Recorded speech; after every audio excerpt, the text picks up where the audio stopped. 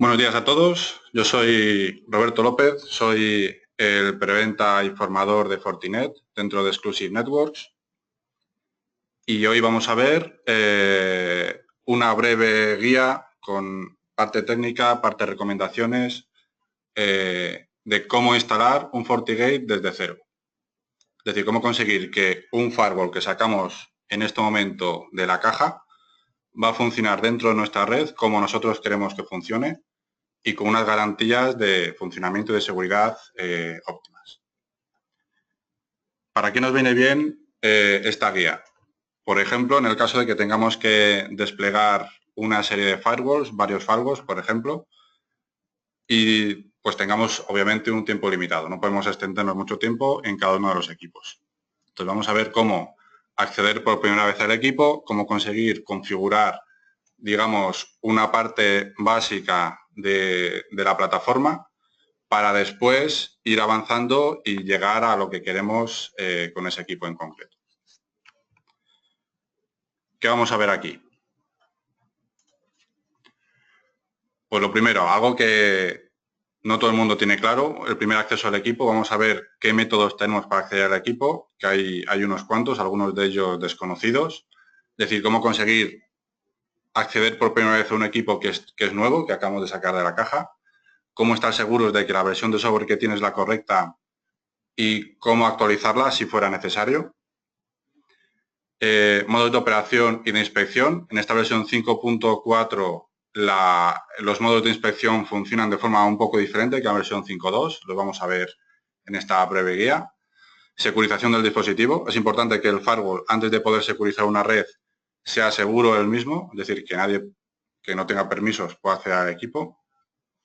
Cómo seleccionamos qué funcionalidades o qué módulos del firewall queremos activar o desactivar. Muy importante, configuración de las interfaces. Vamos a ver qué tipos de interfaces existen, cómo configurar cada uno de los tipos y qué opciones hay dentro de cada tipo de interfaces. Lo más importante, yo creo, configuración de políticas de acceso. Al final, un firewall lo que tiene que hacer es aplicar unas políticas para que la red funcione como nosotros queremos que funcione y vamos a ver cómo configurar esas políticas y combinarlas con los perfiles de seguridad.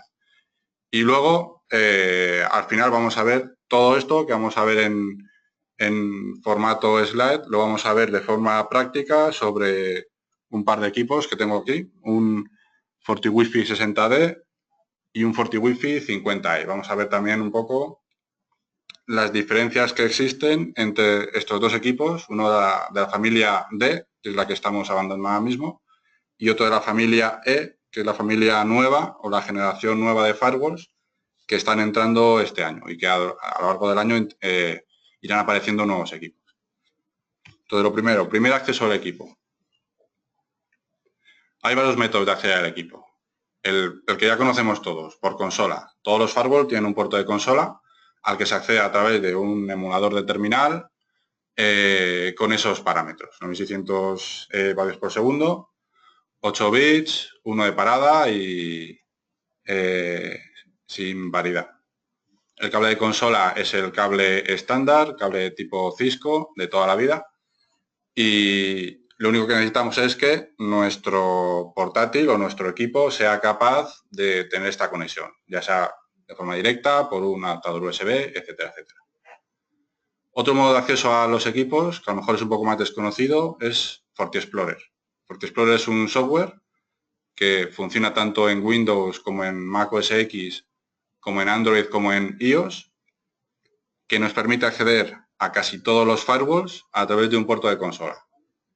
Para acceder de esta forma no necesitamos configurar ningún tipo de IP, direccionamiento, el puerto, la Wi-Fi, no necesitamos configurar nada de eso. Simplemente instalar el software lleva integrados una serie de drivers que nos va a permitir conectarnos directamente por un cable de consola al firewall. Obviamente el firewall va a tener un puerto de entrada USB. Este puerto solo vale para este tipo de accesos. Aparte tendrá otro puerto USB el firewall al que podemos conectar un dispositivo de almacenamiento y poder transferir archivos a través de ese puerto. Este puerto en concreto, con estos dos tipos de cables, si veis es el cable más antiguo y luego el mini USB. Estos tipos de cables solo valen para la gestión del firewall. Vamos a ver un poco más adelante cómo funciona. Bueno, en este punto, para los demás tipos de accesos, tenemos que tener clara cuál es la configuración por defecto de los firewalls. Es decir, qué configuración traen de fábrica cada uno de los firewalls con los que vamos a trabajar. En concreto, estos que tengo aquí, tanto el FortiWiFi 60D como el FortiWiFi 50E, como todos los FortiWiFi en general, van a llevar una configuración por defecto peculiar. Van a tener una IP de gestión, que es la misma que tienen todos los firewalls, que es la 192.168.1.99, y esta IP funciona en todos los puertos de tipo switch. Estos firewalls tienen una serie de puertos, los puertos que van desde port 1 a port N, en este caso hasta port 5, si no me equivoco, y aparte traen otros dos puertos que son WAN 1 y WAN 2. Pues esta IP de gestión, la 192.168.1.99, está disponible desde el port 1 al port 5. En cualquiera de esos puertos que nos conectemos vamos a tener acceso a esta IP. Además, todos esos puertos van a formar parte de un switch. Todos los puertos van a tener el mismo direccionamiento y entre ellos se va a hacer switching. Es decir, podemos conectar varios cables o varios equipos a esos puertos y todos van a conseguir una IP por el DHCP que viene también levantado por defecto y desde todos los equipos vamos a poder acceder directamente al firewall. Digamos que esto es la interfaz de gestión que no es la consola. Es una interfaz de gestión que viene preconfigurada y que va a tener acceso tanto por Telnet, SSH, HTTP y HTTPS. Lo más fácil, HTTP, y accedemos a la consola de gestión. Y luego además hay otros equipos, los más grandes, que tienen un puerto de management dedicado. Ese puerto de management va a tener la IP 199 y además normalmente en el puerto 1 de esos equipos va a existir otra IP, que va a ser la 192.168.100.99. Entonces, dependiendo de a qué puerto físico del firewall nos conectemos, vamos a tener una IP de gestión o la otra. Y es importante saber qué IPs de gestión vamos a tener si pretendemos acceder por primera vez al equipo desde un navegador web, portátil o cualquier otro dispositivo IP. Además, en estos equipos, en los FortiWiFi, como sabéis, estos equipos llevan una antena Wi-Fi integrada. Esa antena o esa interfaz Wi-Fi también está switcheada con los puertos que hemos hablado antes. Es decir, en cuanto encendamos el firewall, se va a empezar a publicar un SSID que se llama Fortinet, con contraseña Fortinet, y a través de la cual también vamos a poder acceder a la gestión del firewall. Por lo tanto, en un despliegue, por ejemplo, un despliegue rápido, un despliegue que tengamos que montar muchos equipos, en cuanto el equipo esté encendido, vamos a poder acceder a la gestión del equipo desde un dispositivo móvil, desde nuestro portátil a través de la Wi-Fi o desde cualquier equipo que tenga una interfaz wireless. Y a través de esa interfaz ya podemos cargar, por ejemplo, una plantilla con configuración básica o cualquier tipo de configuración inicial que podamos tener ya pregrabada en nuestro portátil, por ejemplo. Y todos estos accesos, tanto consola, FortiExplorer como por IP, van a tener como usuario predeterminado admin y sin contraseña. Luego más adelante veremos cómo funcionan los usuarios administradores. Pero bueno, de momento, usuario admin y sin contraseña para todos los equipos. Aparte de estos tres tipos de acceso al firewall, existe un cuarto tipo que está disponible en los FortiWiFi a partir de la familia E, que es directamente desde FortiCloud. Todos los firewall de la familia E, que son por lo general FortiWiFi, se pueden dar de alta directamente en FortiCloud, como si diéramos de alta un punto de acceso con el FortiCloud Key, que es un número que viene en una pegatina en el propio firewall. En cuanto el firewall tiene acceso a Internet, bueno, estos equipos en la interfaz WAN, esa interfaz está con IP dinámica. En cuanto lo enchufamos a una red que tiene DHCP, va a conseguir una IP. Si a través de esa IP puede llegar a Internet, automáticamente lo va a reconocer FortiCloud y a través de este FortiCloud Key podemos darlo de alta dentro de nuestra cuenta de FortiCloud y comenzar a gestionar el firewall directamente desde FortiCloud. Es decir, no necesitamos acceso físico al equipo para poder configurarlo. Se puede hacer desde FortiCloud. Pero bueno, esa parte no la vamos a ver aquí, vamos a ver solo los accesos físicos o los accesos que hacemos al equipo con conectividad directa, y la de FortiCloud la dejamos más adelante para el webinar de Wi-Fi. Entonces, estos tres métodos de acceso importantísimos. Consola. Hay ciertas tareas que solo se pueden hacer a través del cable de consola. FortiExplorer. No necesitamos ninguna IP, ningún tipo de configuración previa dentro de nuestro equipo. Únicamente tener el software instalado. O por IP a través de un cable Ethernet o a través de una conexión Wi-Fi. Una vez que ya tenemos acceso al equipo, tenemos que ver lo primero, qué versión de sistema operativo está ejecutando. Cuando viene un equipo nuevo, no sabemos qué versión tiene previamente. Entonces, tenemos que tener claro cómo ver esa versión. Tenemos que saber qué versiones tenemos disponibles para ese dispositivo, qué nos aporta cada versión, si hay versiones que aportan funcionalidades, que aportan corrección de errores, etcétera, etcétera. Y una vez teniendo eso claro, tenemos que saber cómo actualizar la versión, tanto upgrade como downgrade, y tener claro a qué versión queremos ir para saber si esa versión es la correcta o no. Y por último, una vez que ya tenemos la versión correcta de nuestro firewall, cómo restaurar configuraciones y cómo hacer backup de configuraciones. Muy importante en la parte de actualizaciones, en la de upgrade. Para hacer una actualización, para hacer un upgrade, tenemos que procurar seguir el upgrade path. El upgrade path lo que nos va a garantizar es que la configuración que tenemos en la versión actual se va a migrar correctamente a la versión nueva. Si no seguimos ese upgrade path, podemos perder configuración en el proceso de actualización. ¿Y cómo sabemos cuál es el upgrade path desde nuestra versión actual a la versión a la que queremos migrar? Pues este upgrade path se puede ver en las release notes de la versión a la que queremos ir. Las release notes se pueden consultar en internet, por ejemplo, en la página docs.fortinet.com. Y en este documento podemos ver varias cosas. Lo primero, ¿qué mejoras incorpora? ¿Qué mejoras en cuanto a funcionalidad incorpora? Este documento tiene esta pinta. ¿Qué mejoras de funcionalidad? Pero lo importante, bueno, hay varias cosas. Lo importante es Upgrade Information, Upgrading to FortiOS 5.4.1, por ejemplo, que es la que vamos a ver aquí. Entonces, aquí, este es el Upgrade Path. Aquí vemos que esta versión, la 5.4.1, está soportada oficialmente desde la 5.4.0 y desde la 5.2.7. Solo desde esas dos versiones se garantiza que la configuración que voy a tener en la 5.4.1 va a ser la misma que tenía antes en la 5.4.0 o en la 5.2.7.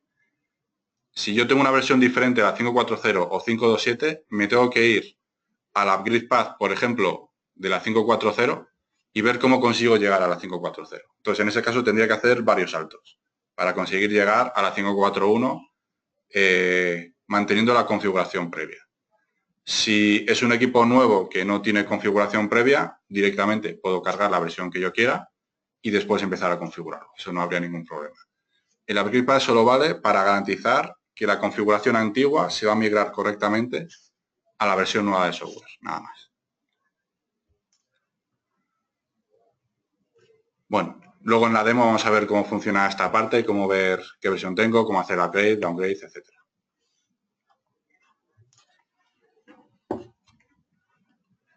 Lo siguiente que tengo que tener claro para configurar es el modo de operación. Como sabéis, existen dos modos de operación, modo NAT y modo transparente.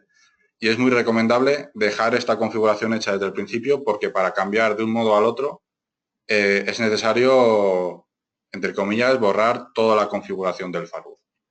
Es decir, en modo NAT las interfaces del firewall tienen IPs, existen reglas de acceso entre esas IPs o esas interfaces, existen reglas de NAT, etcétera, etcétera. En modo transparente todo eso no existe. No hay IPs en las interfaces, no hay rutas, únicamente una ruta por defecto para gestión. Y todas las políticas que tenga en modo NAT no van a funcionar en modo transparente.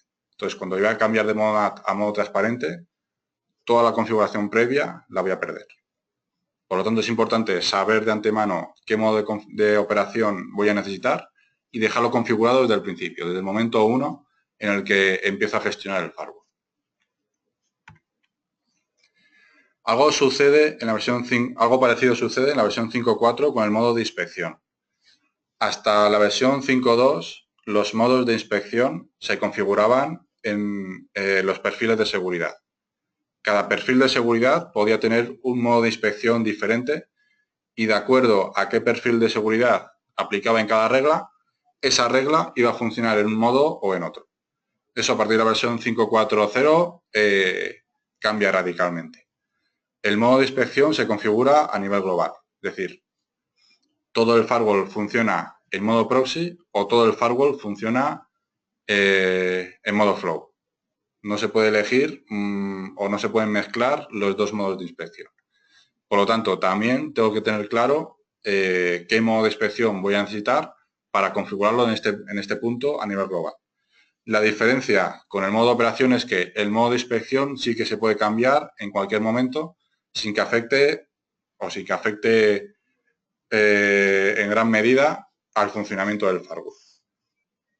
Lo que hace el equipo cuando pasa de modo proxy a modo flow es modificar todos sus perfiles de seguridad para que todos a la vez pasen de modo flow a modo proxy o viceversa. Para pasar de un modo a otro, simplemente es clicar en el botón Change. Por defecto, el modo de inspección es modo proxy. Como sabéis, en este modo el firewall se pone entre medio a nivel 3 para todas las sesiones. Se establece una sesión entre el usuario o entre el cliente y el firewall y otra diferente entre el firewall y el servidor. Y de esa forma nunca hay una sesión directa o una conexión directa entre el cliente y el servidor. Sin embargo, en modo flow siempre va a haber conexión directa o siempre las sesiones a nivel 3, el triple handshake, lo va a gestionar el servidor con el usuario directamente. Es decir, desde nuestra red interna, desde nuestra red de usuarios, se van a establecer todas las sesiones directamente contra el servidor que esté en Internet. Y el firewall va a estar en el medio analizando el tráfico. Este es el modo de operación más común entre otros fabricantes, pero tiene la desventaja de que también es el más inseguro. Desde el punto de vista, pues como vemos aquí, temas de ataques, virus, IPS, etcétera, etcétera. Cuando el firewall está en el medio, tiene más control sobre las sesiones y sobre lo que está ocurriendo dentro de esa sesión.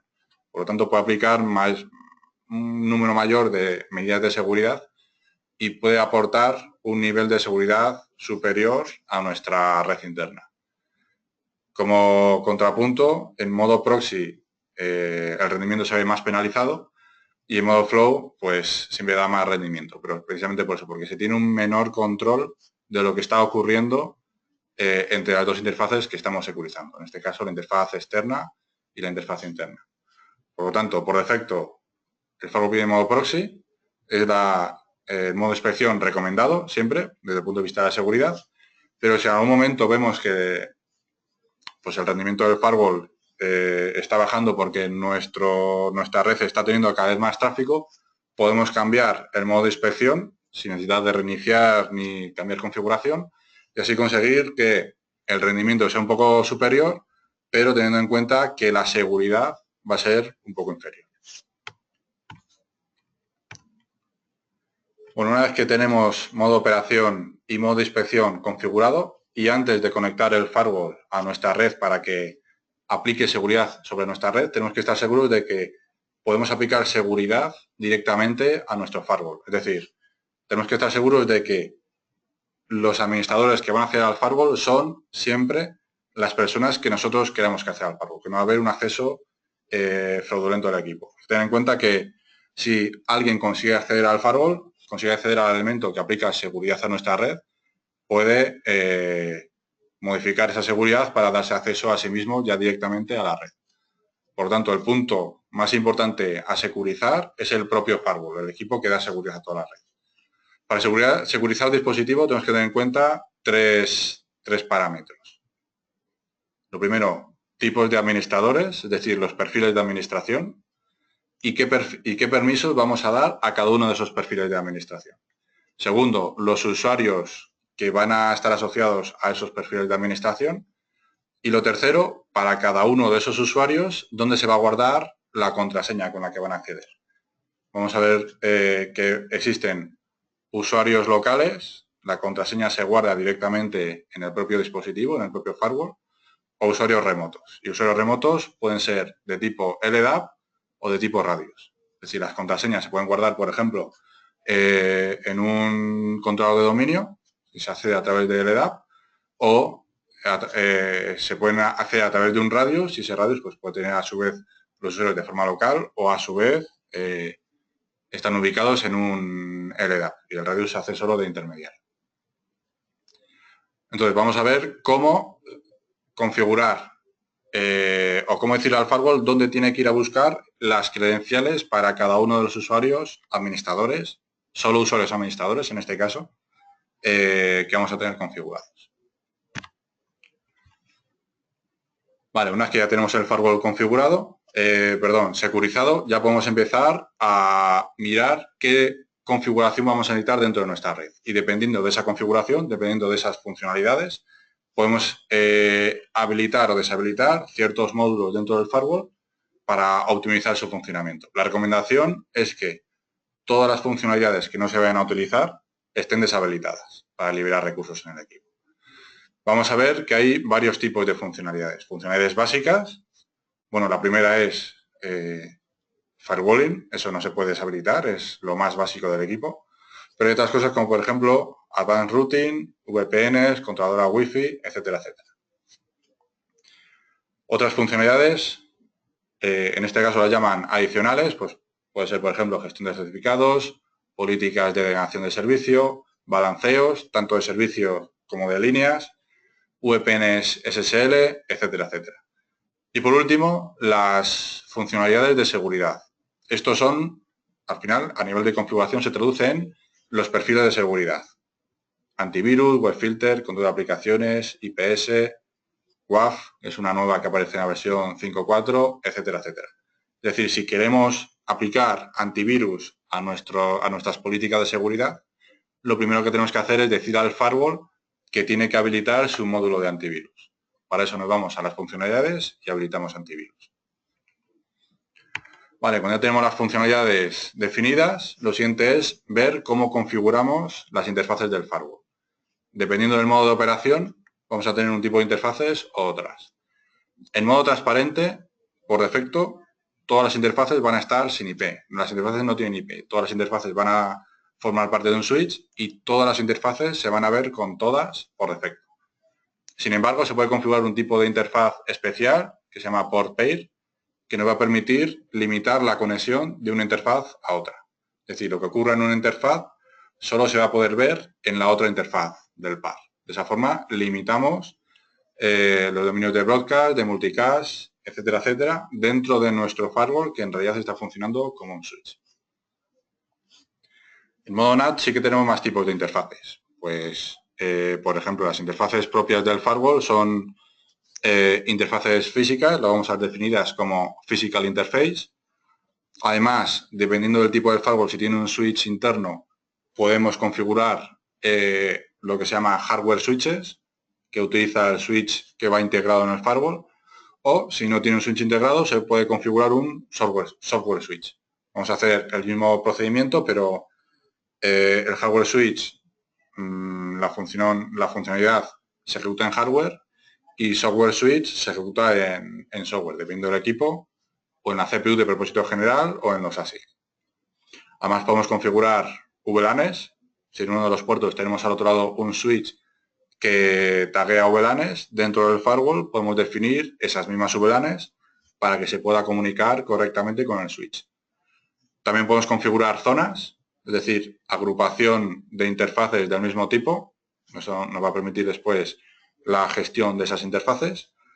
Podemos configurar en modo NAT, a partir de la versión 5.4, algo muy parecido al port pair del modo transparente. Es decir, en modo NAT podemos definir también un port pair con dos interfaces físicas. Esas dos interfaces van a funcionar como un switch. Lo que pasa en una interfaz se va a transmitir a la otra y viceversa. Pero además vamos a ver que podemos aplicar políticas en esta interfaz en concreto, en esta interfaz Virtual Wire Pair que no va a afectar al resto de las interfaces. Vamos a ver que la gestión de las políticas está totalmente separada. Y además, una interfaz que existe en el resto de los equipos, en el resto de firewall y routers, que es una interfaz de loopback. Es una interfaz virtual que no está asociada a ninguna interfaz física y que siempre va a estar levantada, siempre va a estar disponible dentro del equipo. Bueno, después, dependiendo del tipo de interfaces, va a ser posible o no configurar un direccionamiento. En las interfaces de tipo Virtual Wire Pair, por ejemplo, no va a ser posible configurar una IP, un direccionamiento. Sin embargo, en el resto de las interfaces sí que va a ser posible. Vamos a ver cómo se puede configurar este direccionamiento. De forma manual, por DHCP, PPPoE, etcétera, etcétera. Además, hay un tipo especial de interfaces en modo NAT. Algunas llevan direccionamiento y otras no. Un tipo de interfaz, por ejemplo, es la interfaz OneArm Sniffer. Es una interfaz que solo va a ser capaz de recibir tráfico desde el exterior y no va a tener IP y no va a ser capaz de aplicar políticas que afecten a la red externa. Simplemente va a recibir tráfico. Otro tipo de interfaces con direccionamiento es la interfaz CapWAP, o la interfaz dedicada al control de dispositivos externos. Esta interfaz también va a tener un direccionamiento, aunque no es necesario que lo configuremos nosotros a mano. Por defecto se configura un direccionamiento que ya viene predefinido y con ese direccionamiento se pueden gestionar los dispositivos. Y otro tipo de interfaz que va a tener IP es la interfaz de tipo SSID. Es decir, que hemos configurado una red Wi-Fi, tenemos que generar interfaces del tipo SSID y luego asociar esas interfaces a puntos de acceso. Vamos a ver también muy rápido cómo se hace. Cuando ya tenemos nuestras interfaces con direccionamiento configuradas, vamos a establecer qué permisos de acceso vamos a tener en cada una de esas interfaces. Los permisos de acceso son, digamos, permisos de administración del equipo a través de esa interfaz. Puede ser, por ejemplo, PIN, Telnet, SSH, HTTP, HTTPS. Aquí tenemos que definir también si este equipo va a estar conectado a un FortiManager. Tenemos que habilitar la funcionalidad de FortiManager. Si queremos tener, por ejemplo, un radius con accounting, lo tenemos que también definir en este punto, accounting de radius. Si vamos a tener conectividad con endpoints, es decir, con dispositivos, con portátiles o con servidores, con FortiClient, en este punto también tenemos que decirle que va a haber FortiClients en esta interfaz. Hasta ahora esto se llamaba simplemente FortiClient. En esta versión se llama FortiTelemetry. El nombre cambia, pero la funcionalidad es la misma, es decir, conectividad con FortiClients. Y es necesario tenerlo eso configurado porque si no, no va a haber conectividad con esos FortiClients. Obviamente estos permisos se pueden cambiar, se pueden modificar en cualquier momento sin pérdida de servicio. Y por último vamos a ver que para las interfaces con direccionamiento va a ser posible configurar algunos otros servicios, como por ejemplo un servidor de DHCP interno en el firewall que va a poder asignar IPs a los equipos que se vayan conectando a esas interfaces. Bueno, cuando tenemos las interfaces configuradas, lo siguiente sería configurar el routing. Hay dos tipos de routing. Routing o dos tipos de funcionalidades. Routing estándar, que es el routing estático, o el advanced routing, que engloba routing dinámico y policy routes, o políticas de routing o políticas basadas en routing, el policy based routing. En este caso, en FortiGate se llama policy routes. Y por defecto no vienen habilitadas. Para poder utilizar políticas de enrutamiento es necesario habilitar la funcionalidad de Advanced Routing. Ahora vamos a ver cómo se hace. Bueno, todos sabemos cómo funciona. Routing estático, las rutas las tenemos que poner a mano. Si no tenemos ningún otro tipo de dispositivo que haga routing, va a ser necesario como mínimo una ruta por defecto en el firewall. La vamos a configurar también.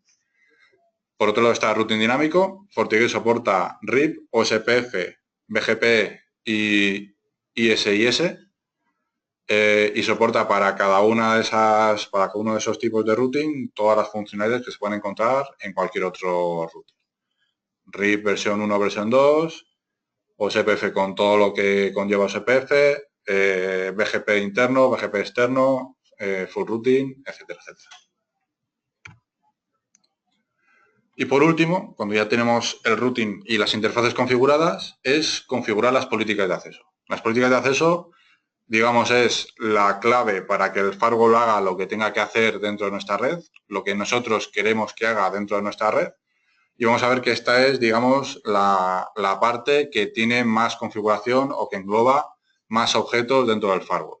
Dentro de cada política vamos a poder configurar qué interfaces intervienen en esa política, que pueden ser interfaces de cualquier tipo, interfaz física, interfaz de tipo switch, interfaz de tipo zona, SSIDs, cualquier tipo de interfaz que exista dentro del firewall. Después podemos configurar varios tipos de orígenes. El origen puede ser una IP, puede ser una red, puede ser un grupo de IPs, un grupo de redes, puede ser un usuario, un grupo de usuarios, puede ser un dispositivo o un tipo de dispositivo, por ejemplo. El origen puede ser la red 192.168.1.0/24 para los usuarios del grupo del LDAP operadores y para dispositivos que sean Windows 10, por ejemplo. Eso puede ser una política de acceso.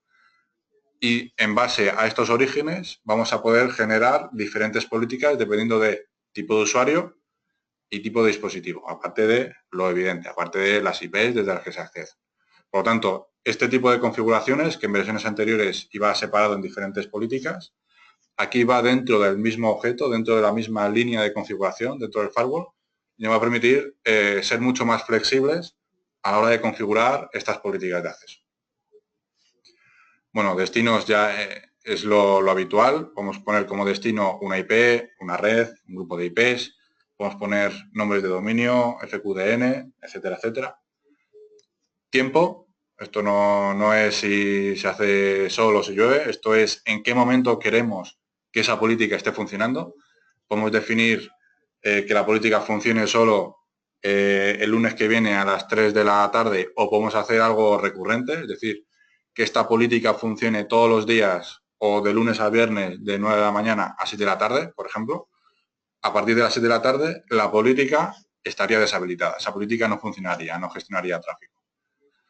El NAT más habitual es el NAT de salida, que en este caso se configura muy fácilmente con un solo clic.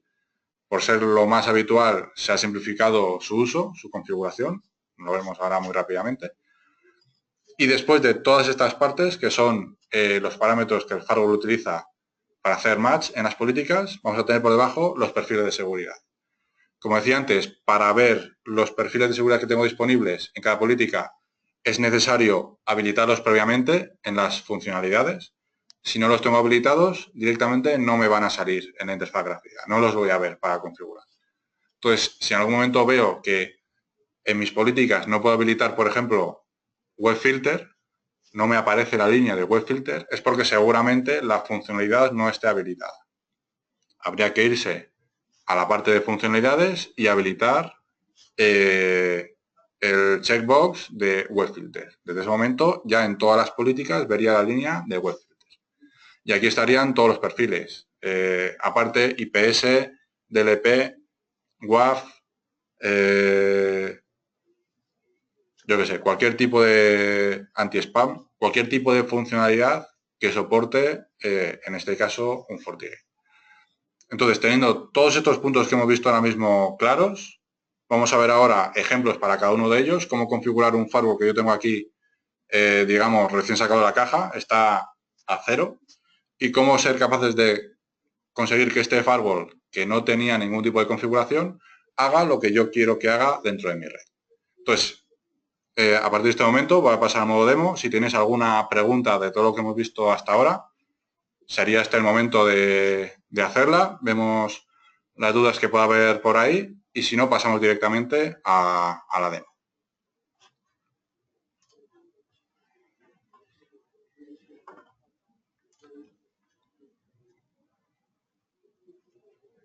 Bueno, veo que no hay ninguna preguntilla por ahí, pues vamos directamente a la demo. En cualquier momento me podéis interrumpir, podéis preguntar, podéis lanzar cualquier tipo de cuestión y lo vamos viendo todo, digamos, en tiempo real. Entonces, ¿qué vamos a ver? Lo primero, siguiendo la guía, Primer acceso al equipo. ¿Cómo vamos a acceder a los equipos? Yo voy a probar el acceso, los tres primeros tipos de acceso que hemos visto aquí. Lo primero, acceso por consola. Este es el acceso más común. Voy a utilizar el programa más conocido por todos para este tipo de accesos, el PuTTY. Y voy a configurar los parámetros que vienen aquí arriba, que son, de hecho, los parámetros que vienen por defecto cuando marcamos serial. 9600, bueno, no se ve, pero por ahí vienen estos parámetros ya preconfigurados. Selecciono el puerto COM de mi equipo, que si no me equivoco es el puerto 9. Pues no, en este caso me parece que es el puerto 8. Serial COM 8. Vale. Vemos esta pantalla, simplemente intro y ya tenemos acceso directo al equipo. Usuario, el que hemos comentado antes. Usuario admin y sin contraseña. Y ya estamos conectados al equipo por consola. Insisto, este modo o este acceso es imprescindible para ciertas tareas, sobre todo de mantenimiento. Para acceder al menú de arranque y para acceder o para ejecutar el procedimiento de recuperación de contraseña, solo se puede hacer por medio de este cable de consola. Es decir, necesitamos obligatoriamente tener este cable que viene incluido en todas las cajas, con todos los equipos, para hacer este tipo de tareas administrativas. ¿Qué otros tipos de acceso tenemos? Vamos a probar FortiExplorer. FortiExplorer, como decía, hace uso de un cable USB. Estos cables también vienen incluidos en los equipos. Dependiendo del equipo se va a necesitar un cable u otro, pero para cada equipo dentro de la caja va a venir incluido el cable que sea necesario. Lo único que tenemos que hacer es instalar el software, conectar el cable al equipo, al firewall, y en cuanto lo conectemos se lanza automáticamente la aplicación. La aplicación tiene esta pinta. Aquí vamos a ver ciertos parámetros que hemos visto en el punto siguiente muy importantes. Lo primero, el modelo del equipo. Dependiendo del modelo del equipo, vamos a necesitar más adelante una versión de software u otra. No es lo mismo un FortiWiFi 60D que un FortiWiFi 60D PoE. El software es diferente y un software de un 60D no vale para un 60D PoE. Es decir, es imprescindible saber en cada momento qué tipo de dispositivo tenemos. Para este tipo de dispositivo vemos su número de serie y vemos la versión de firmware que está ejecutando en este momento. Y además vemos que está registrado. Si queremos cambiar el software, directamente lo podemos hacer desde aquí. Las recomendaciones que nos aparecen son la última de cada línea de desarrollo. En estos momentos está en soporte la 5.0, la 5.2 y la 5.4. Para cada una de estas, simplemente pinchamos en el botón descargar.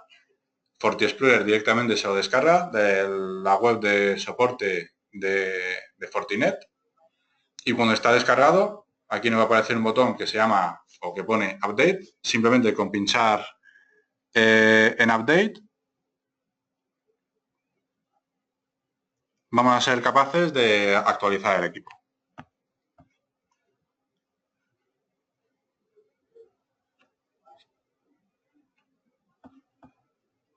Bueno,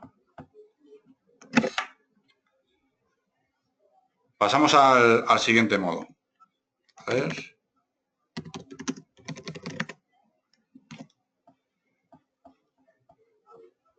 Vale, la siguiente forma de configurar el equipo es la que vamos a utilizar en este caso a través de un navegador web y accediendo a la IP de gestión del equipo. Esta IP de gestión, como decía antes, es la misma en todos los equipos. Es la 192.168.199. Y esta IP va a estar disponible siempre en la interfaz de management o en las interfaces de tipo switch de los firewalls. En este caso, como este equipo no tiene una interfaz de management, esta IP está disponible en las interfaces de tipo switch. Para acceder a esta IP de gestión, simplemente desde un navegador a la 192.168.199 y accedemos directamente. Usuario admin y sin contraseña. y ya tenemos acceso al equipo. En este caso es, el equipo anterior era un 60D, este en concreto es un 50E, y desde esta primera ventana, desde el dashboard, vamos a ver los parámetros que hemos visto en la presentación. Vamos a ver que está funcionando en modo NAT. En la versión 5.4, para pasar de modo NAT a modo transparente, solo se puede hacer a través de consola. A través de la interfaz gráfica no se puede. Como veis, aquí no está el botón que está en la versión 5.2 para pasar a modo transparente.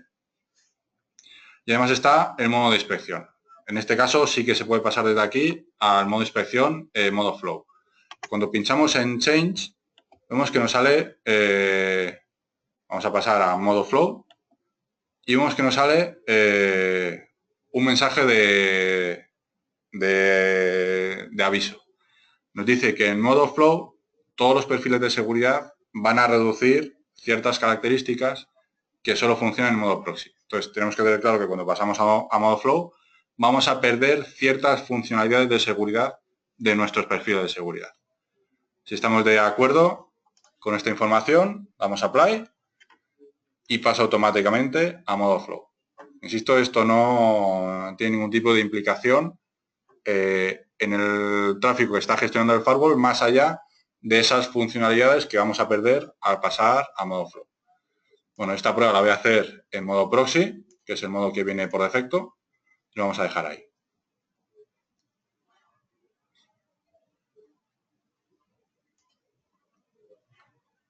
Vale, ya tenemos acceso al equipo. ¿Qué tenemos que ver ahora? La versión de firmware que tenemos, qué versiones hay disponibles y cómo actualizar a esas versiones. Bueno, en este caso, como hemos visto antes, yo tengo la versión 5.4.0 y yo sé que existe la versión 5.4.1 para todos los equipos, incluido este.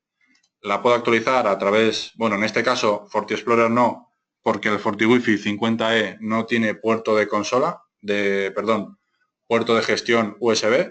El 60D sí lo tiene, pero el 50E no. O sea que a través de FortiExplorer no vamos a ser capaces de actualizar el equipo, pero sí lo vamos a hacer a través de la interfaz gráfica. Entonces yo tengo la versión 5.4.0, perdón, la 5.4.1 ya descargada. Simplemente le doy a Update, busco mi versión, que lo tengo por aquí.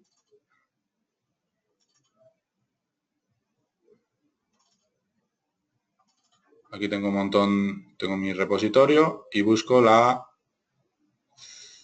el FortiWiFi 50E, la versión 5.4.1. Marco el archivo, me va a decir que voy a actualizar a esta versión, confirmo y le doy Upgrade.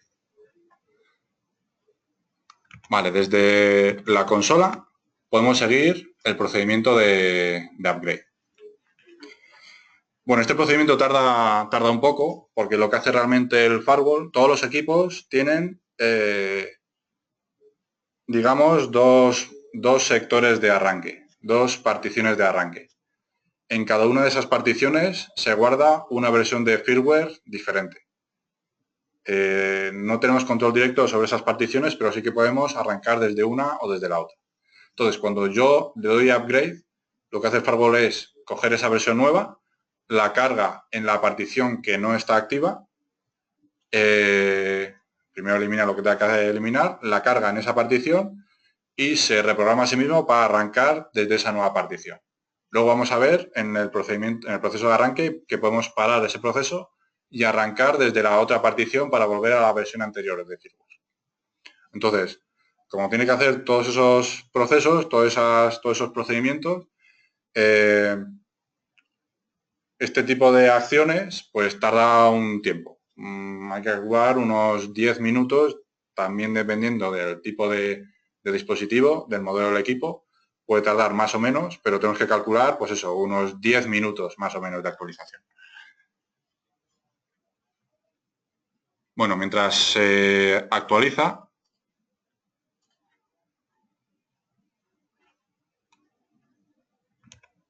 podemos ver en las release notes que aparece otro tipo de información bastante útil.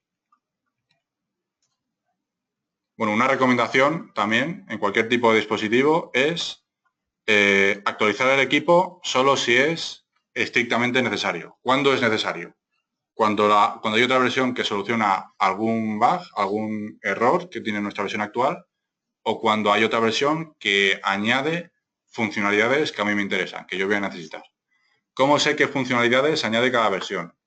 Aquí en esta línea, en el What's New, en la versión 5.4.1, nos va a salir una serie de mejoras o de funcionalidades nuevas que vamos a tener en esta versión en concreto. ¿Y cómo sé yo qué bugs o qué problemas me resuelve esta versión que estoy instalando? Pues eso lo voy a ver en los Resolved Issues, o voy a ver en los Known Issues qué bugs o qué problemas me va a aportar esta nueva versión. Entonces, la forma de estos tipos de informes pues es esta.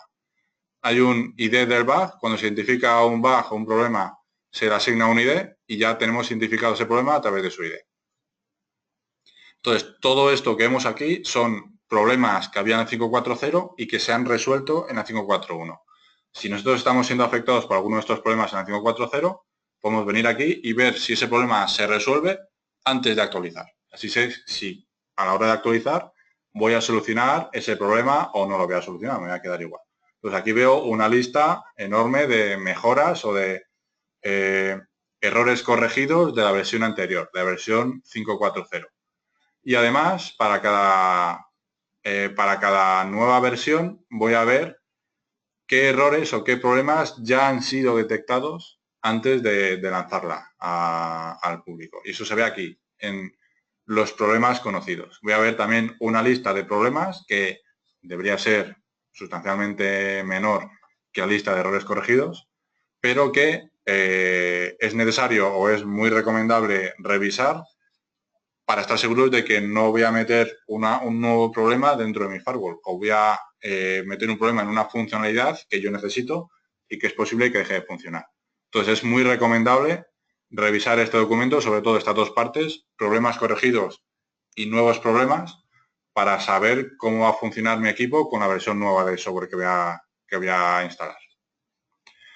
Hay que tener en cuenta también que la configuración que tengo en la versión actual, si yo me la he descargado y me la he guardado en un dispositivo externo, no la voy a poder recuperar en una versión nueva. Solo se va a poder migrar la configuración que está dentro del equipo. Todo lo que está fuera no es compatible entre una versión y otra. Por lo tanto, si yo tengo configuraciones guardadas de mi equipo en la versión 5.4.0, por ejemplo, esas configuraciones no las voy a poder recuperar por defecto en la versión 5.4.1. Se puede manipular los archivos de configuración para conseguir cargar esas configuraciones, pero por defecto no van a ser compatibles. Y es posible que aunque yo consiga modificar esos archivos de configuración, posiblemente parte de la configuración no va a ser compatible porque la estructura del sistema operativo puede cambiar. Por lo tanto, las funcionalidades pueden estar ubicadas en lugares diferentes de la configuración y todo lo que tenga previamente no va a ser compatible con lo que voy a tener en la versión nueva. Por lo tanto, es importante seguir el upgrade path, si no, en mi versión nueva de software no voy a ser capaz de tener la misma configuración, eso es importante. Y además, también es importante tener un backup de todas las configuraciones de todas las versiones anteriores, por si acaso en algún momento dado tengo que volver hacia atrás, poder recuperar una configuración anterior. También hay que tener en cuenta que cuando hago un downgrade, vamos por aquí, cuando yo hago un downgrade, no existe un downgrade path. Nunca cuando hago un downgrade, es decir, cuando voy a una configuración o a una versión de software anterior, nunca se garantiza que la configuración vaya a permanecer igual. O sea, es muy posible, casi siempre ocurre, que se pierde parte de la configuración cuando hago un downgrade. Por lo tanto, ¿en qué momentos puedo hacer un downgrade con garantías? Lo primero, cuando el equipo es nuevo y quiero ir a una versión anterior por cualquier motivo, voy a una versión anterior y como no hay nada configurado no voy a tener ningún problema. O segundo, cuando voy a hacer el downgrade, voy a tener una configuración guardada de la versión anterior del software. Entonces, en ese caso hago el downgrade y automáticamente cargo la configuración que tengo guardada. En otro caso, voy a perder configuración y el firewall no se va a comportar de la misma forma que se comportaba con la versión anterior. Así que es muy importante siempre guardar las versiones o guardar las configuraciones de todas las versiones por las que voy pasando. Pues si en un momento dado tengo que voy hacia atrás, poder recuperar una versión que tenía previamente. Vamos a ver cómo va esto. Vemos que ya está arrancando. Bueno, ya se me ha pasado el momento en el que podía parar el arranque, en el que podía sacar el menú de arranque del equipo. De todas formas, lo vamos a ver otra vez porque voy a hacer un factory reset, que es lo más recomendado cuando el equipo es nuevo y cargo una versión nueva. Es decir, cuando hago un upgrade, como he hecho en este caso, lo recomendado, desde mi punto de vista, es, en cuanto voy a la versión nueva, hago un factory reset para que el equipo tenga la configuración inicial de esa versión nueva de software que estoy cargando. Así estoy seguro de que todo lo que tiene el equipo en esa versión nueva va a funcionar correctamente. Entonces, bueno, sigue por ahí. Como veis, el proceso de actualización pues tarda un poquito.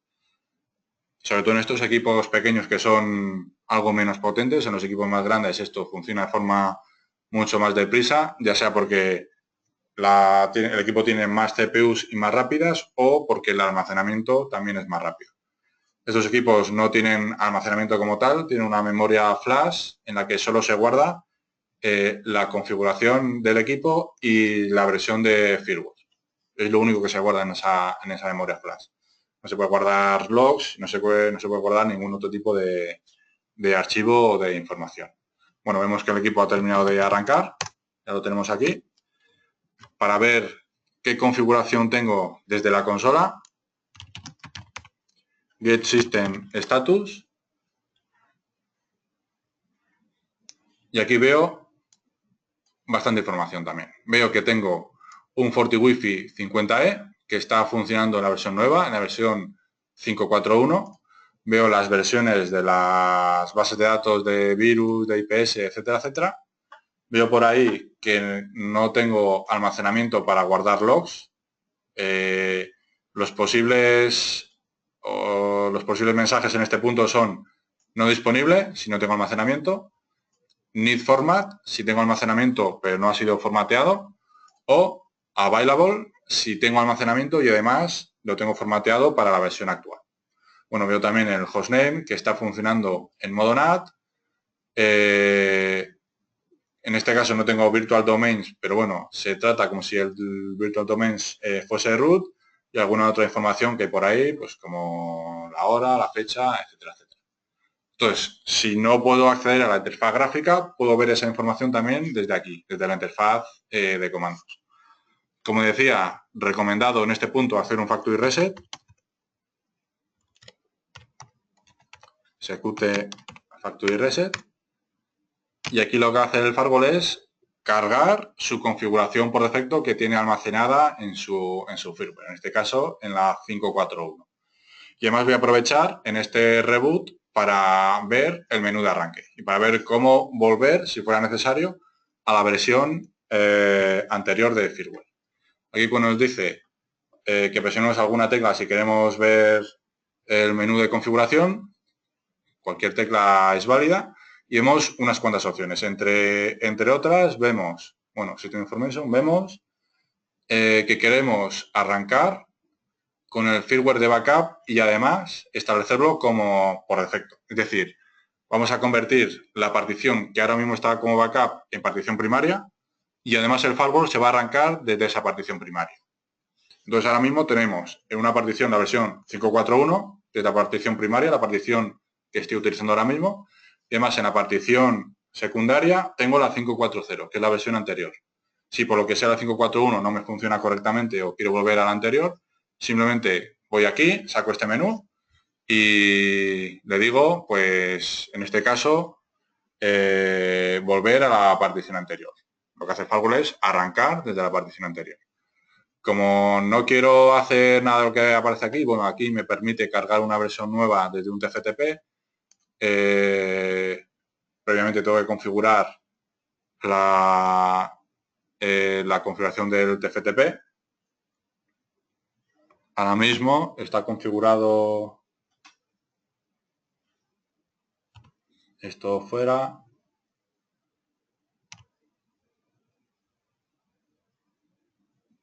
Si tuviera un TFTP escuchando por la WAN 1, en este momento me podría descargar el software desde ese TFTP. Como no tengo ninguno, esto no va a funcionar.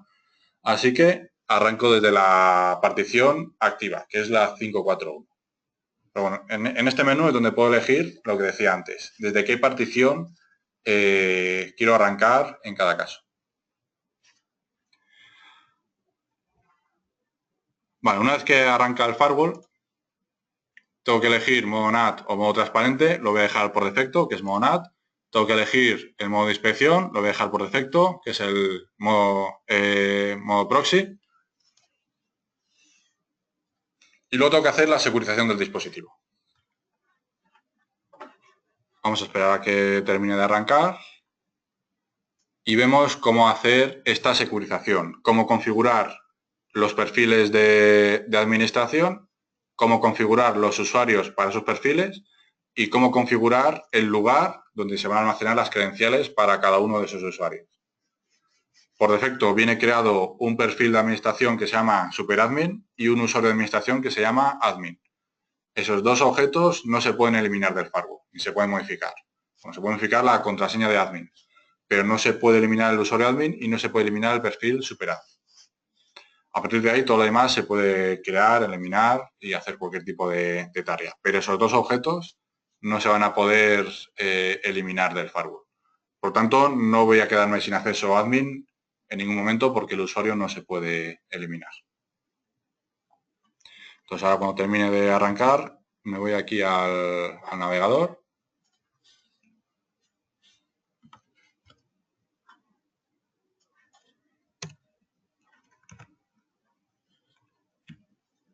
Bueno, vemos que está en ello todavía, tarda un poquitín.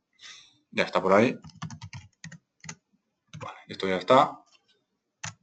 Y ya tendríamos que tener acceso a la interfaz gráfica.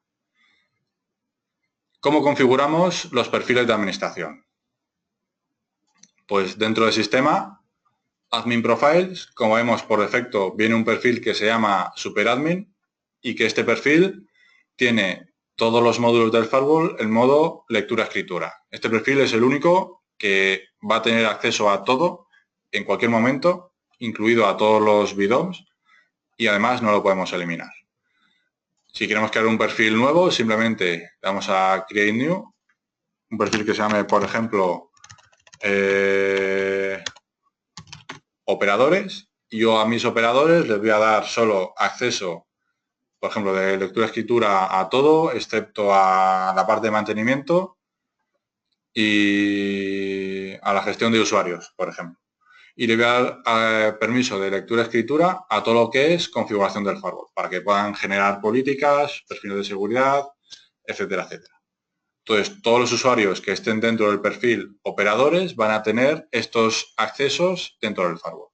Como ya tengo el perfil operadores, lo que hago es crear un nuevo usuario. Este nuevo usuario se va a llamar, por ejemplo, operador 1, con una contraseña.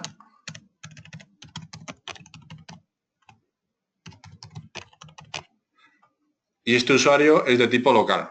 Este usuario se va a guardar tanto el número de usuario como la contraseña dentro del propio firewall, dentro del propio equipo. Por supuesto, el perfil que he generado antes, perfil operadores.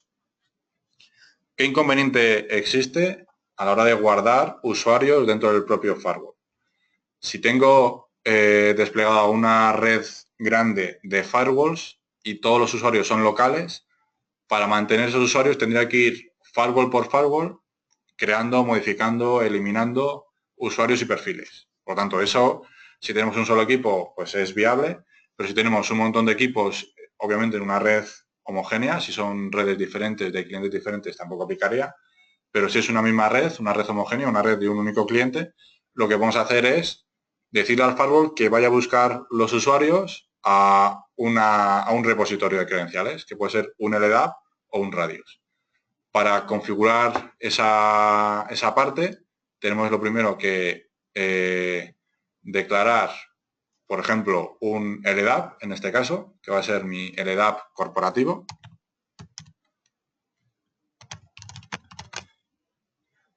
Que está en la IP 192.168.1.200, por ejemplo. Y el nombre con el que voy a hacer la LDAP es el mío, por ejemplo. ¿Vale? Ya tengo un LDAP declarado y ahora le voy a decir quién va a estar dentro de ese LDAP. ¿A qué grupos dentro de ese LDAP tengo que ir a mirar para permitir a los usuarios acceder al firewall o no? Entonces voy a crearme un nuevo grupo que va a ser el grupo de operadores. El grupo es de tipo firewall. Puedo meter usuarios locales, que en este momento no tengo, o puedo meter mi LDAP corporativo. Como ese LDAP obviamente no existe, me dice el firewall que no tiene acceso al LDAP. En este punto veríamos todo el árbol o toda la estructura del LDAP y podríamos seleccionar qué grupos del LDAP voy a meter dentro de mi grupo operadores. Aquí seleccionaría, por ejemplo, el grupo infraestructura, por ejemplo. Selecciono este grupo.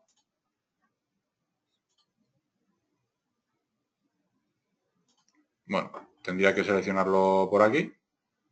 Selecciono el grupo que sea y doy OK. Entonces aquí me aparecería el LDAP y el grupo que tengo seleccionado. Vale, ya tengo el grupo dentro del firewall que hace referencia a ese grupo del LDAP donde van a estar mis operadores. Ahora puedo hacer dos cosas. Puedo generar usuarios administradores de los cuales yo conozco el nombre del usuario y no la contraseña. Por ejemplo, operador 2. Y este operador 2 está dentro de un grupo. Ese grupo pues es operadores. Bueno, está dentro del grupo operadores. Entonces, ¿qué pasa con operador 2? Operador 2 es un usuario que se va a guardar el nombre del usuario dentro del firewall, se va a guardar una contraseña de backup, pero por defecto voy a ir a buscar la contraseña del operador 2 al grupo remoto que he configurado previamente. Por lo tanto, en ese grupo remoto tiene que existir en el LDAP un usuario que se llame operador y tiene que haber una contraseña. En el caso de no poder contactar con el LDAP, la contraseña que funcionaría sería la que tengo aquí como backup contraseña, backup password. Por lo tanto, tengo que saber qué usuarios existen dentro del LDAP y tengo que saber cómo acceder a ese LDAP. Si tengo todos esos datos, pues me puedo generar este tipo de usuarios. Pero además me puedo generar otro tipo de usuarios administradores, que son los usuarios de tipo wildcard. Los usuarios de tipo wildcard es cualquier usuario que esté dentro de un grupo. El perfil es operadores y el grupo es grupo operadores. ¿Qué es lo que hace esto? Como veis, no hay contraseña de backup. Lo que va a ocurrir aquí es que me voy a ir siempre al grupo del LDAP que se llame grupo operadores y ahí voy a buscar entre todos los usuarios si el usuario que yo he puesto al hacer login está contenido en el LDAP. Yo previamente no sé qué usuario es, no sé el nombre del usuario, ese nombre no se guarda en el firewall. Voy a validar en el LDAP tanto el nombre del usuario como la contraseña. En el caso anterior solo validaba la contraseña, el nombre del usuario se guarda dentro del firewall y en este caso, que es remote más wildcard, no sé ni siquiera el nombre del usuario. Es decir, si alguien añade un usuario nuevo al LDAP, automáticamente ese usuario va a tener acceso al firewall como administrador. Si yo quiero tener un mayor control de qué usuarios administradores voy a permitir acceso a mi firewall, lo normal es declarar al menos el nombre del usuario, aunque la contraseña sea remota. Bueno, ya tengo mis usuarios configurados. ¿Qué más? ¿Qué paso era el siguiente? Tengo mis usuarios, perfiles y ubicación de las credenciales. Lo siguiente, funcionalidades. Vamos a ver en este caso cómo configurar routing avanzado, por ejemplo. Para eso necesito irme a las funcionalidades dentro de System Feature Select y marcar Advanced Routing. Aquí, como vemos, están todos los módulos, todas las funcionalidades que soporta el firewall. Tengo que marcar Advanced Routing para permitirme routing dinámico y políticas de enrutamiento. Vemos que hay otras funcionalidades, como por ejemplo, si quiero un explicit proxy, o quiero IPS, o quiero WAF, pues todo eso lo voy marcando aquí. Aquí a la derecha me dice qué cambios he realizado en este panel y cuando doy a Apply se aplica este tipo de cambios. Por ejemplo, quiero eliminar VPN, por ejemplo. Aquí veo que se va a eliminar la parte de VPN. Bueno, la voy a dejar habilitada y doy a Apply. Vale, así es como se configuran las funcionalidades. Es decir, si yo quiero routing dinámico, como ya veo aquí, tengo que ir a las funcionalidades y habilitar Advanced Routing. Hasta que no aplique Advanced Routing, aquí no voy a ver este panel. Si me vuelvo a funcionalidades y le quito Advanced Routing, veo que dentro de Network me aparece toda la parte de routing dinámico y políticas basadas en, routing basado en políticas o políticas de enrutamiento. Veo que todo eso desaparece y solo se queda routing estático. Entonces, si quiero volver a habilitarlo, pues Advanced Routing Apply y automáticamente dentro de Network ya me aparece toda la parte de routing dinámico y políticas de enrutamiento. Vale, así es como funcionan los módulos del firewall. ¿Qué más necesito? Configurar interfaces. Las interfaces, en este caso, como el firewall está en modo NAT, las interfaces van a ser interfaces con IP. Como vemos, por defecto, el firewall tiene un software switch. Este software switch, si pinchamos, está incluyendo una interfaz que se llama LAN, que incluye los puertos del 1 al 5 del firewall, puertos físicos, y además incluye la interfaz Wi-Fi. Todo esto ya viene preconfigurado. Y la IP que tiene es la IP de gestión, 192.168.199. Por lo tanto, a través de cualquiera de estos puertos, del 1 al 5, WAN 1 y WAN 2, no. Pero del 1 al 5 y de la Wi-Fi puedo acceder a la interfaz de gestión del firewall que está en esta IP, 192.168.199. ¿Y cómo se configura esa interfaz? Damos doble clic sobre la interfaz y vemos que es una interfaz de tipo software switch, que esa interfaz de tipo software switch está haciendo bridge entre estas dos interfaces, una interfaz de LAN que también es de tipo switch por el icono y una interfaz que se llama Wi-Fi que además es de tipo inalámbrica por el icono, que tiene una IP asignada de forma manual, esto viene por defecto, que tiene, como veis, HTTPS está marcado y no lo puedo desmarcar porque esta es la interfaz de gestión del firewall, esto no se puede desconfigurar. Y además vienen otros métodos de acceso marcados por defecto. PIN, HTTP, FortiManager, CapWap, SSH. Y además tiene preconfigurado un servidor de DHCP que va a dar IPs desde la 110 a la 210. Bueno, por otro lado tengo la interfaz Wi-Fi que se llama, el SSID se llama Fortinet, que es de tipo WPA2 personal y que la contraseña, pues la voy a cambiar. Por eso es de Fortinet, pero yo la cambio y le pongo esta por defecto, por ejemplo. Vale, ¿qué ocurriría si yo quiero utilizar alguna de estas interfaces para otra cosa, que no sea para este software switch? Pues lo que tengo que hacer es desmontar este switch. ¿Cómo lo desmonto? Para no tener que eliminar políticas, etcétera, etcétera, porque hay una política asociada a esta interfaz interna, por lo que no puedo borrar ahora mismo la interfaz interna, pero sí que puedo desasociar la interfaz LAN. Si la quito de aquí,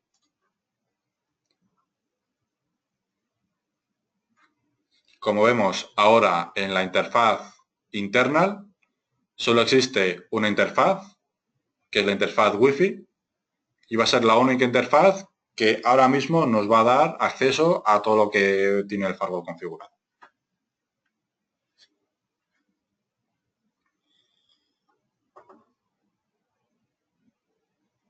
Esperamos a ver a que cargue.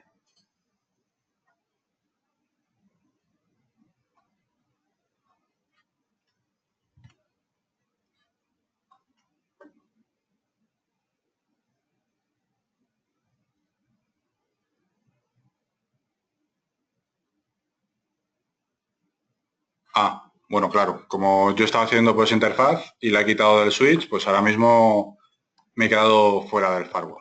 Bueno, no hay ningún problema porque vamos a pasar a la consola y vamos a configurar otra de las interfaces, en este caso la WAN 1. ¿Cómo se configura por consola? Config System Interface. Aquí voy a ver todas las interfaces que tiene ahora mismo el firewall. Vemos que tiene interfaz WAN 1, WAN 2, modem, SSL root, la de la VPN, la LAN, que es una interfaz de tipo hardware switch, es un switch hardware que incluye interfaces de la 1 a la 5. Por otro lado tengo la Wi-Fi y por otro lado tengo la interfaz internal, que es donde está la IP de gestión. Vale, yo lo que quiero es configurar la interfaz WAN 1. ¿Y qué quiero poner en la interfaz WAN 1? Bueno, vamos a ver lo que tiene. Vemos que no tiene IP y el modo está por DHCP. Lo que quiero hacer, lo primero es configurar una IP a mano, o sea que le voy a poner set mode static y le pongo la IP 192.168.36.115. Por defecto esta interfaz está en modo DHCP, es decir, si conecto el firewall en la interfaz WAN 1 a, por ejemplo, un router ADSL, ese router ya tiene un servidor de DHCP, me va a dar una IP automáticamente en la interfaz WAN 1. Como hemos visto, por defecto ya hay otra interfaz configurada en el firewall en modo switch, que engloba los puertos del 1 al 5, es decir, conecto cualquier equipo al puerto 5, por ejemplo, me va a dar otra IP. Y además existe por defecto una política que da acceso desde esa interfaz en modo switch a la interfaz WAN 1. Es decir, sin tocar nada, yo puedo poner el firewall encima de la mesa, conectar mi ADSL a la WAN 1, conectar mi PC al puerto 1 o a través de la Wi-Fi a la SSID Fortinet y ya tendría acceso a través del firewall al acceso a internet que yo tenga en la interfaz WAN 1. Eso viene configurado por defecto en todos los firewalls de tipo sobremesa como este, todos firewalls pequeños. En este caso, como no tengo un servidor de DHCP en la interfaz WAN 1, lo tengo que poner a mano. Y además le voy a decir que quiero acceso por HTTP, HTTPS, ping y SSH.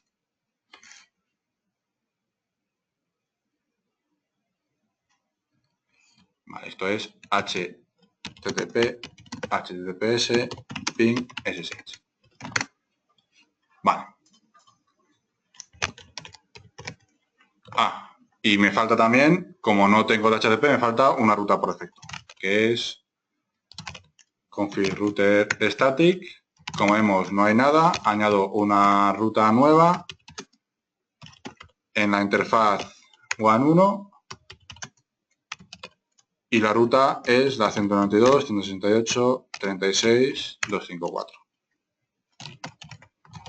Y ya veo que está ahí mi ruta. Vale, entonces ya tendría acceso al firewall a través de la otra interfaz, la 36.115.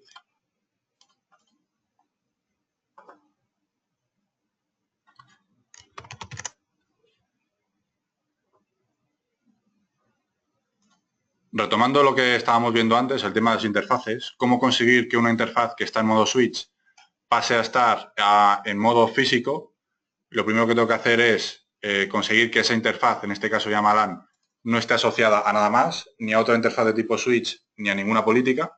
Y en este caso ya puedo modificar esta interfaz. Y, por ejemplo, quiero que la interfaz 5, como veis mi portátil está en interfaz LAN 1, que está levantada, quiero que la interfaz 5 salga de este switch y se convierta en interfaz física. Pues la quito de la lista de Physical Members y ya veo que hay una interfaz que se llama LAN 5, que está fuera de la interfaz LAN. Como veis, está solo del puerto del 1 al 4. Y ahora esta interfaz LAN la vuelvo a añadir a la interfaz internal. Internal, pincho aquí, me sale un menú con todas las interfaces disponibles para añadir este switch. Como veis, ya veo la interfaz 5 de forma independiente. Yo aquí lo que quiero es la interfaz LAN. Ok. De esta forma vuelvo a tener otra vez dentro de mi interfaz internal mi interfaz LAN, pero con una interfaz física menos. Y ahora esta interfaz física la puedo configurar pues como configuraría cualquier otra interfaz. Por ejemplo, manual, en modo HCP, en modo PPPoE, que es también un modo parecido al de HCP, pero para líneas, por ejemplo, de acceso a Internet. Es decir, si tengo una ADSL, puedo conectar el ADSL directamente al firewall y quitarme el router ADSL, configurando una interfaz PPPoE. Una interfaz One Arm Sniffer, como comentaba antes, si os fijáis, no tiene IP. O una interfaz dedicada a FortiSwitch, una interfaz para gestionar un switch externo de Fortinet. Vale, esta interfaz la voy a dejar como estaba, en modo manual, bueno, no voy a hacer nada y la tengo por ahí. Ya tengo mi interfaz configurada la internal, que es la que viene por defecto. Además tengo mi interfaz de acceso a Internet, mi interfaz One 1, que la he configurado por CLI. Vamos a ver aquí cómo queda configurada. Está en modo manual, con una IP que le he puesto a mano, con estos permisos de acceso. Como veis, esto está, bueno, porque está HTTP. Le puedo quitar HTTPS y no tendría, que es lo recomendable, no tendría acceso por la interfaz externa, o en este caso, lo voy a dejar marcado. Si quiero acceso desde FortiCloud por esta interfaz, tendría que marcar FortiManager. Al final es algo parecido, gestión externa. Y nada más, no tengo IP secundaria, no tengo nada más. Ok, ya tengo mi interfaz física de acceso a Internet configurada. Lo siguiente que necesito es una ruta estática. Ya lo he configurado antes por CLI, pero vemos cómo quedaría por aquí. Es una interfaz, una ruta por defecto, es decir, una ruta que apunta a todas las redes disponibles por el dispositivo One 1 y el gateway es la .254, ¿vale? Pues a través de ahí ya tengo acceso a Internet. Una vez que tengo acceso a Internet, muy importante verificar que el firewall tiene conectividad con FortiGuard. Vemos que ya tiene conectividad con FortiGuard, dice que está todo registrado. Y tenemos que también ver que ha validado la licencia de todos los módulos que tiene internos. Vemos aquí que todavía no ha validado ningún módulo. Esto se hace cada X tiempo, como cuando he arrancado el firewall no tenía acceso a Internet, lo he dejado ahí como en standby. Voy a forzar que haga esa validación. Execute update now. Con esto voy a forzar que haga la validación de sus licencias contra FortiGuard, porque si quiero habilitar IPS, control de aplicaciones, antivirus o web filter, necesito que sus licencias estén validadas contra FortiGuard. Si esto no se valida, es posible que haya habido por ahí algún problema con las licencias, tendría que abrir un caso de soporte, pero es posible que tarde. Es decir, si vemos que ocurre esto, que veo el equipo registrado, pero no veo licencias, no tengo que alarmarme, puede tardar un poco, solo tengo que esperar y forzar la validación como he hecho antes. Entonces, con esto, bueno, vemos que tarda un poquillo. Bueno, vamos a continuar con los siguientes pasos. Ya tengo el modo NAT, tengo los tipos de interfaces que hemos visto antes, las tengo ya configuradas. Bueno, voy a ver un tipo de interfaz especial que hemos visto antes, que es el Virtual Wire Pair. Voy a necesitar dos interfaces físicas, así que voy a sacar otra interfaz del switch. Tengo que sacar lo primero la interfaz LAN de aquí.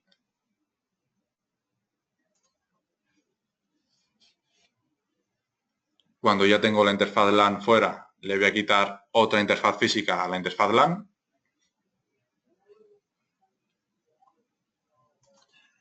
Esta es la interfaz LAN. Le quito la interfaz, por ejemplo, 4.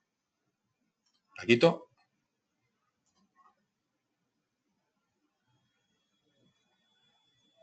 Y ahora añado de nuevo la interfaz LAN a la interfaz internal.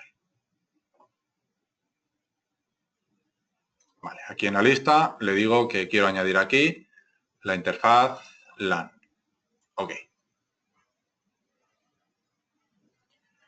Y ahora voy a generar la interfaz nueva que está disponible a partir de la versión 5.4, que es la interfaz Virtual Wire Pair, que hasta la versión 5.2 solo estaba disponible en modo NAT. Pero en este caso, dentro de interfaces, si le digo Create New, en vez de una interfaz normal o una zona, le digo que es una interfaz de tipo Virtual Wire Pair. Y aquí le tengo que decir, lo primero, el nombre, Virtual Pair, y le tengo que decir qué dos interfaces físicas, obligatoriamente tienen que ser físicas, no vale una interfaz de tipo switch, no vale una interfaz de tipo Wi-Fi, tienen que ser interfaces físicas, en este caso la 4 y la 5. Lo que voy a hacer con esto es hacer un switch entre la interfaz LAN 4 y LAN 5. Bueno, si tengo VLANs, le tengo que decir que utilice VLANs. Aquí.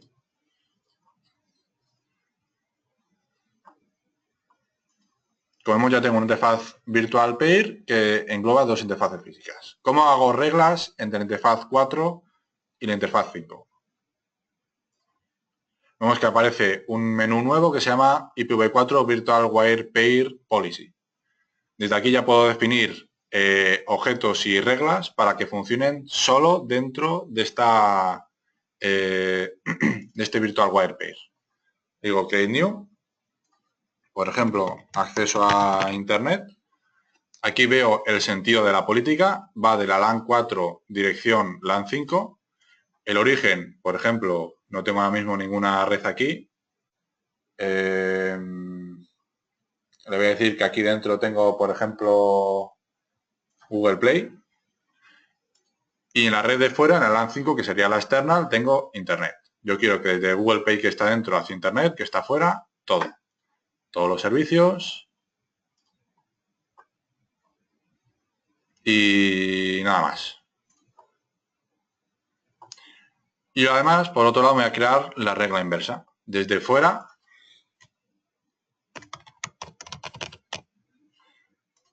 desde LAN 5, que es la externa, desde fuera hacia LAN 4, lo voy a hacer al revés. Hacia afuera está Internet, está todo. Dentro está el objeto que he marcado antes, que es Google Play, por ejemplo. Y yo solo quiero que hacia adentro se tenga acceso a los servicios HTTP y HTTPS. Entonces ya tengo mis dos políticas en mis interfaces Virtual Wire Pair, que son estas dos. Como veis, están totalmente separadas de las políticas, digamos, tradicionales del firewall. Esta es la política que viene por defecto, que da acceso desde la interfaz interna a la interfaz WAN 1, es decir, acceso a Internet desde los usuarios que están dentro de la red hacia afuera. Pues ya tendría mis políticas configuradas, tanto de acceso a Internet de mi red, digamos, tradicional, como de mi red, digamos, transparente. Yo tenía aquí una red funcionando y quiero que esa red que ya está funcionando pase a través del firewall de forma transparente y que el firewall me permita aplicar seguridad, aplicar políticas. Entonces ya me he configurado una política de tipo WirePair. Routing estático también lo tengo configurado, lo que me queda es una política de acceso. Esta política de acceso pues va a tener una serie de objetos y una serie de perfiles de seguridad. Vamos a ver que estos perfiles están aquí. Voy a ver solo los perfiles de seguridad que tenga habilitados en las features del equipo. Como lo he habilitado todo, pues aquí lo voy a ver absolutamente todo. Y para cada uno de esos perfiles voy a poder añadirlos a una política de seguridad. En este caso hay una política preconfigurada que es acceso desde mi red interna. Aquí voy a tener que poner un nombre. Como veis aparece en rojo porque ya existe otra política con el mismo nombre. Bueno. Y va a ir desde mi red internal, que es una red de tipo switch, a mi red WAN, que es de tipo físico, de cualquier origen, a cualquier destino, siempre aceptar con un NAT de salida. Y además yo le quiero aplicar antivirus, web filter, DNS filter, control de aplicaciones, IPS y firewall de aplicaciones, que aquí no tiene mucho sentido. Esto solo tiene sentido en el sentido inverso, sentido de entrada, pero lo voy a aplicar de todas formas. Y además aplico inspección SSL. Por aquí veis otro perfil de seguridad que se llama CASI, que es junto con Web Application Firewall, es decir, con WAF, el otro perfil de seguridad nuevo incluido en la versión 5.4. Y ahora vamos a ver muy rápidamente qué es lo que hace. De momento ya tengo todos mis perfiles, incluido SSL Inspection, configurados y habilitados.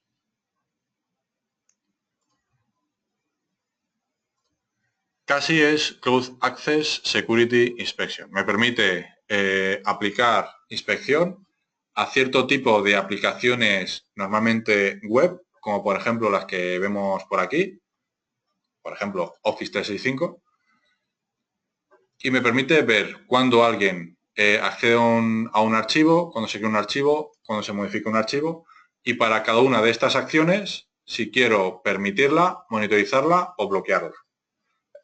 Es decir, es un paso más allá en el control de aplicaciones que me permite para cada aplicación no solo detectar la aplicación en concreto, sino detectar ciertos movimientos o ciertas subaplicaciones, ciertas funcionalidades de esas aplicaciones en concreto y poder manipular ese comportamiento. Por ejemplo, yo quiero permitir acceso al correo de Gmail, pero no quiero permitir acceso al chat de Gmail. Entonces cojo el chat de Gmail y lo bloqueo. Como vemos, esto está aplicando en el perfil por defecto.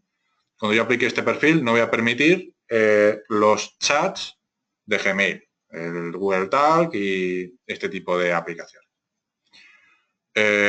Por ejemplo, hay por aquí otro tipo de aplicaciones, todo que sea redes sociales.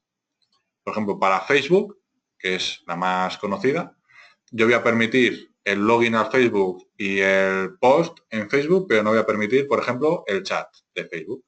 O no voy a permitir tampoco postear o añadir comentarios en los muros de Facebook. Solo voy a permitir el acceso y descarga de archivos. Pero los posts, o sea, añadir comentarios y el chat no lo voy a permitir, pues lo bloqueo aquí. Bueno, aplico y tengo que tener o tengo que recordar aplicar este perfil de seguridad de tipo Cloud Access Security Inspection, aplicarlo en mi política de seguridad, en mi política de acceso. Para eso me tengo que ir otra vez a la política que he generado antes y aplicarlo. Habilito la funcionalidad y la de perfecto. En este punto ya tendría acceso desde mi red cableada y no cableada hacia Internet. Lo voy a probar, por ejemplo, con mi móvil.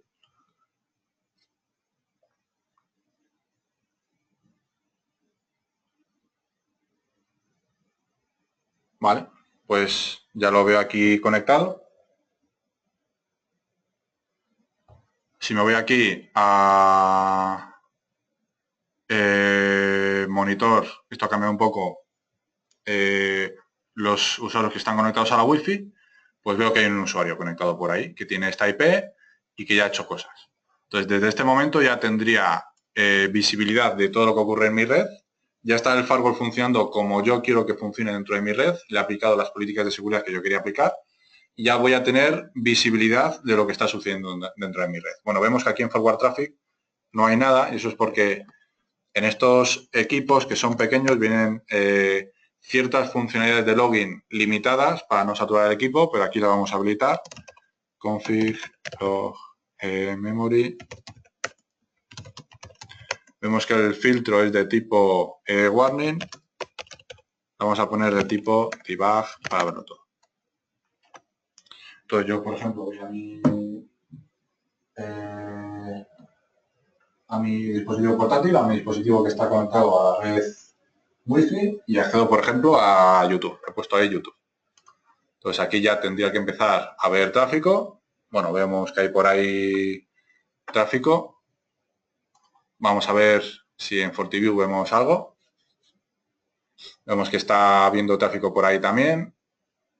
A ver si vemos alguna aplicación. Bueno, pues ya vemos ahí aplicaciones que estoy ejecutando desde mi dispositivo móvil. Por ejemplo, veo YouTube, que es lo que he abierto antes, temas de Google y, bueno, la publicidad de Google.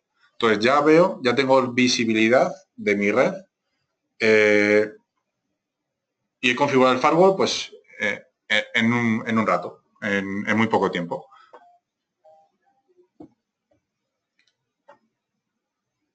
¿Qué más puedo hacer? Bueno, desde FortiView, aparte de ver todas las aplicaciones que están pasando a través de mi dispositivo, a través de mi firewall, puedo ver, por ejemplo, quién está utilizando YouTube en estos momentos. Y veo que es la IP 110, que casualmente es el único dispositivo que hay conectado, que es mi equipo. Desde este punto, si yo no quiero que esta IP acceda a Internet, la puedo poner en cuarentena y le digo que esta IP va a tener una cuarentena de X minutos, por ejemplo, 30 minutos o horas o días. Voy a impedir que este equipo, que este dispositivo, tenga acceso a este contenido durante X tiempo. Esto directamente desde el log. ¿Qué más puedo hacer? Por ejemplo, dentro de los perfiles de seguridad, los perfiles de control de aplicaciones, he visto que he accedido antes a YouTube, pues yo no quiero que se acceda a YouTube, por lo tanto puedo ir y todo lo que sea en este caso yo creo que es vídeo audio. Aquí está todo incluido. Yo lo voy a bloquear, por ejemplo, y aplico. Esto lo voy a detectar no por puerto, sino por aplicación. Es decir, YouTube, que va por el mismo puerto que va cualquier otro tipo de aplicación, por ejemplo, aplicaciones de tipo redes sociales, no voy a bloquear todas las aplicaciones, solo las que yo seleccione en esta lista. En este caso, por ejemplo, solo audio y vídeo. Entonces ya me voy otra vez a mi teléfono, intento ver algún vídeo. Bueno, veo que el vídeo no está cargando. Y esto también lo tendría que poder ver dentro de los logs. Tendría que poder ver dentro de los logs que he detectado la aplicación YouTube por aquí y que estoy denegando la aplicación YouTube. Estoy denegando, pero no es un bloqueo de tipo firewall, sino que es un bloqueo de tipo UTM. ¿Y por qué estoy bloqueando esto? Porque estoy detectando por aquí policy violation, porque estoy detectando YouTube. Entonces, de esta forma puedo bloquear cierto tipo de contenido sin saber cómo funciona ese contenido, cómo funciona YouTube, por qué puertos va, a qué direcciones de destino van, el nombre de los servidores de YouTube, todo eso me da igual, porque lo estoy bloqueando por comportamiento, lo estoy bloqueando por aplicación. Además, dentro de FortiView voy a tener esta misma visibilidad por aplicaciones, porque veo que en YouTube, vamos a hacerlo un poco.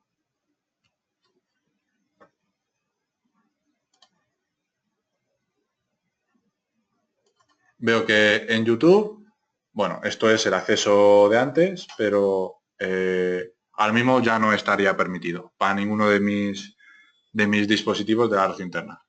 Bueno, por resumir un poco, hemos visto cómo configurar el firewall desde cero, cómo ver las versiones de software que necesito, cómo configurar los usuarios administradores y desde todo eso hemos llegado a conseguir que el firewall aplique en nuestra red el comportamiento que nosotros queremos. En este caso, que todo el mundo tenga acceso a Internet, pero que no se tenga acceso, por ejemplo, a YouTube.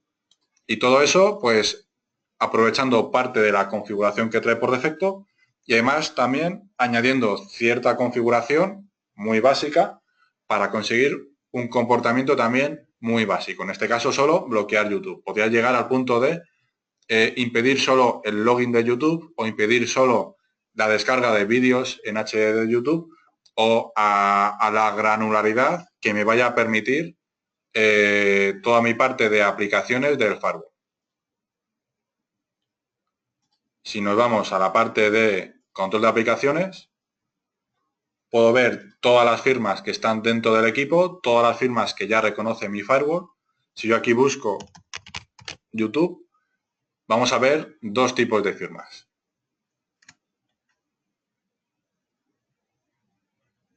No sé si está cargando.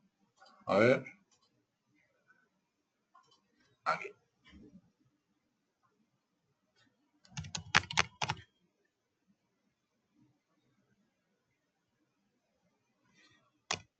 YouTube. Aquí voy a ver dos cosas, dos tipos de firmas. Lo primero, una que se llama YouTube. Esto engloba todas las subaplicaciones que dentro de YouTube, pero además puedo tener control de cada uno de los o de las subaplicaciones que puedo detectar dentro de YouTube. Por ejemplo, yo quiero bloquear solo los vídeos en HD, que son los vídeos o es el contenido que más ancho de banda van a consumir dentro de mi red. Yo quiero bloquear únicamente ese contenido. Pues yo puedo marcar simplemente YouTube HD y bloquear solo ese contenido. O puedo bloquear cualquier tipo de contenido, subir comentarios o cualquier cosa dentro de YouTube. O directamente lo que he hecho antes, todo el tráfico de tipo vídeo o únicamente solo YouTube. Y de esta forma tan sencilla. Bueno, veo que hay por aquí algunas preguntas. Vamos a ver qué hay por aquí.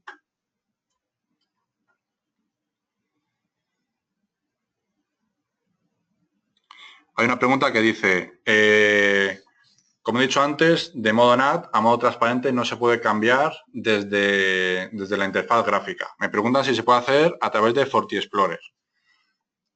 FortiExplorer me va a dar acceso al firewall a través de la interfaz gráfica y a través de la interfaz de comandos, a través del CLI. Solo puedo cambiar el modo de operación de NAT a transparente o viceversa desde el CLI.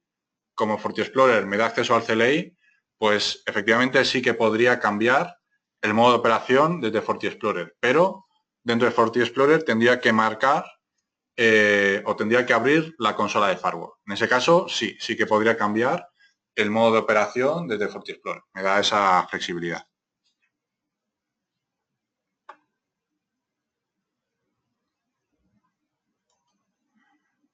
Me preguntan por ahí también, bueno, que si se está grabando la sesión, que si se va a tener acceso después. Efectivamente, esta sesión se está grabando y cuando terminemos esta sesión la subiremos a YouTube, al canal de Exclusive Networks, y a través de ese canal pues vais a poder tener acceso tanto a esta sesión como a las sesiones anteriores que hemos hecho. Me pregunta por aquí, cuando pones el tráfico en cuarentena, ¿bloqueo la IP o la MAC? Bloqueo la IP. Es decir, si ese usuario se desconecta y luego se vuelve a conectar y el DHCP le da una IP diferente, ese usuario va a tener de nuevo acceso a todos los recursos del firewall, porque voy a bloquear únicamente la IP. Por lo tanto, eso hay que tenerlo en cuenta. Si lo que quiero es bloquear la MAC, puedo bloquear o puedo habilitar reglas por dispositivo. Puedo identificar dispositivos por la MAC y luego bloquear ese tipo de dispositivos. Vale, pues hasta aquí la sesión de hoy. No sé si hay alguna pregunta más. Si no hay ninguna otra pregunta sobre todo lo que hemos visto, podemos dar la sesión por finalizada. Agradeceros a todos vuestra asistencia, vuestra atención y nos vemos en la siguiente sesión. Un saludo a todos y buenos días.